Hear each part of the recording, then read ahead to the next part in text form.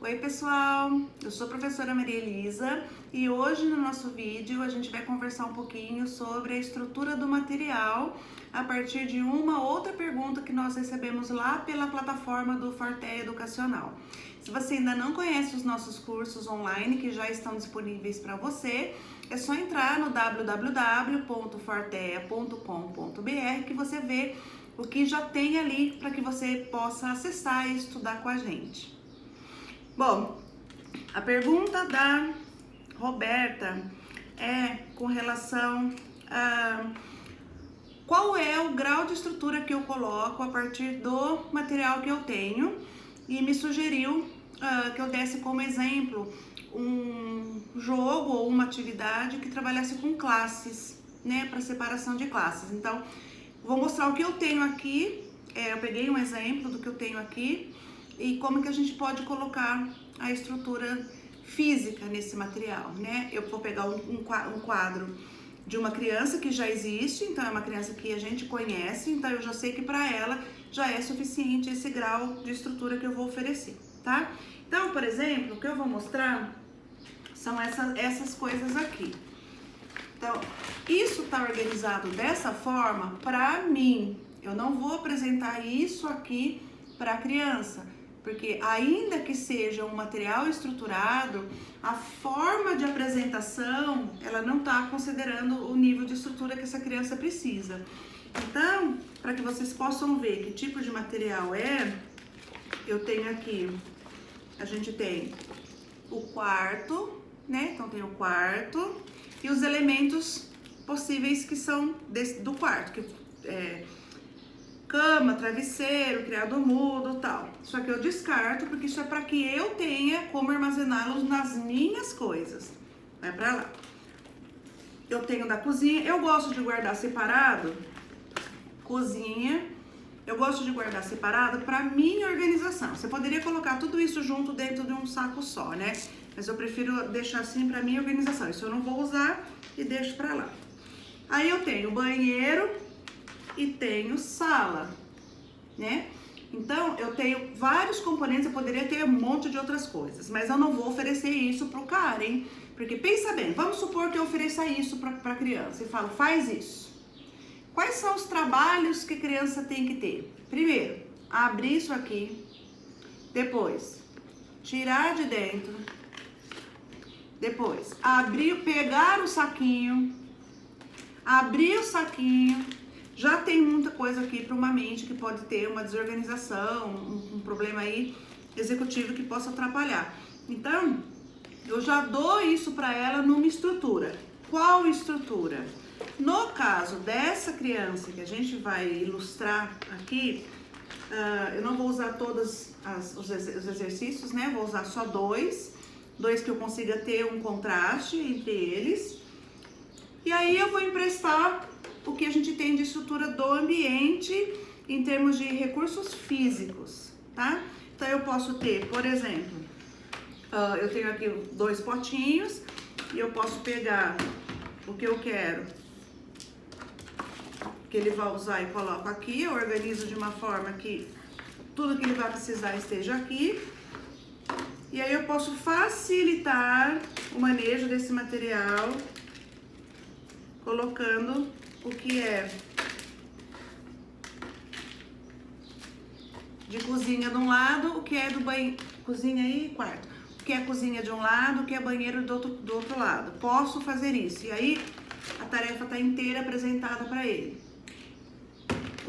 Isso assim, quando eu já sei que o menino já faz esse tipo de seleção e ele já entende que os dois grupos serão distribuídos em outras faces aqui, eu posso juntar todos os grupos aqui, que é justamente para eu ver qual é a seleção que ele vai fazer, né? A partir do critério que é o lugar, cozinha ou quarto, e aí a gente arruma para a criança fazer. Então eu posso dispor na mesa, então aqui, por exemplo, né? Então, quarto e cozinha, a gente dispõe na mesa, a criança vai trabalhar, de modo que isso aqui vai ficar com ela, então, perto dela, e ela vai selecionar. Então, geladeira. Geladeira pertence à cozinha ou pertence ao quarto? Então, a gente vai e coloca na cozinha. Percebam que eu preciso ter o número de elementos suficientes aqui para não sobrar, por conta da noção de fim. Nesse momento eu não quero que tenha reserva, né? Eu quero que dê o tamanho, o espaço justo aqui. Então, se eu tenho 1, 2, 3, 6 espaços para coisas da cozinha, eu tenho que ter 6 coisas da cozinha aqui. Se eu quero que tenha 6 coisas do quarto, eu tenho que ter 6 coisas aqui. Isso significa que eu vou ter 12 elementos aqui. Quando eu terminar de colocar o último, não tem mais nada aqui dentro. Acabei e vou pegar a minha próxima atividade. Então é bem legal a gente saber que tipo de estrutura eu preciso montar, porque a maioria das crianças que a gente atende, que está aprendendo isso, né? Então, se a maioria ainda está no processo de aprender o que pertence, o que não pertence, para onde vai um, para onde vai outro, eu não dou para ela mais uma coisa que eu tenho que ensinar. Então, eu não vou ensinar, por exemplo, que ela tem que primeiro separar nas caixinhas e depois separar nas fichas. Então, eu já dou para ela separado. Agora, se eu já sei que ela já faz isso, eu já posso misturar todo o grupo e vou trabalhar em cima do conceito de grupo para que ela possa se organizar melhor, né? Então, essa é uma das possibilidades que a gente trabalha. Quando a criança já domina e ela já sabe ler, por exemplo, né? Eu posso oferecer na mesma ideia o material de seleção, mas já escrevendo. Então, a gente pode escrever, deixa eu procurar aqui, porque eu sei que a gente tem onde a gente escreve o que a gente quer. Então, eu ponho lá, por exemplo, aqui. Eu tenho, o mesmo princípio de formação das duas classes, mas selecionando o que pertence e o que não pertence. Só que aqui eu já tenho animais do zoológico e comidas. Notem que o que controla aqui a criança é o que está escrito, não é só o que está, porque não tem imagem aqui, né? Ela vai colocar uma imagem, mas o que controla o comportamento dela, ela vai ter que ler. Então, eu vou pegar a mesma estrutura, ó, isso aqui é meu, pra mim, mas eu vou organizar de uma forma, eu posso usar de novo isso aqui, como eu posso colocar numa estrutura na forma de pasta, né? Então, a gente coloca o que eu criei numa forma estruturada fisicamente falando, para o menino dar conta de entender noção de fim, clareza, objetividade, instrução visual, que são as características do material estruturado. Então, ele pegou maçã, então ele leu e pegou maçã. Então, ele completa com a imagem. Eu poderia fazer depois, para ajudar na generalização, a gente tem outras dessas, né? Com animais do zoológico desse lado, comida desse lado, para ele não ficar controlado só por isso aqui para sempre estar aqui. E a gente tem outras imagens de comida também. Então, não é sempre só essas 4. Hoje, tanto é que a gente tem um monte, ó, é um monte de coisa que a gente tem aqui. Mas hoje eu vou escolher 4 tipos de comida diferentes da que ele usou semana passada, por exemplo. E assim a gente vai variando o repertório também.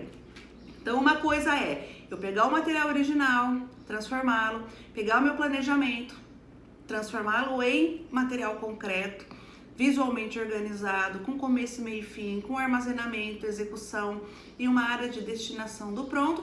E outra coisa é eu ter, fisicamente falando, quais serão os elementos que vão compor o meu sistema de trabalho e quais são os coadjuvantes que eu vou ter para trabalhar junto com a minha criança. Nesse caso, eu apresentei cestas e caixas e pastas, porque os saquinhos, nesse momento, eles são para mim, não são para a criança. Então, isso vai depender de cada uma das crianças, das pessoas que vocês estiverem trabalhando, qual é o objetivo da sua tarefa e o número de elementos que a gente tem para oferecer. Então, eu espero que eu tenha respondido o que a Roberta colocou. E se tiverem mais dúvidas com relação à prática aplicada do ensino com estrutura e o manejo comportamental, manda um e-mail para a gente no contato@fortea.com.br, localize os nossos cursos no www.fortea.com.br, façam a sua inscrição no nosso canal TV Fortea do YouTube e participe das nossas promoções. Eu vejo vocês já já.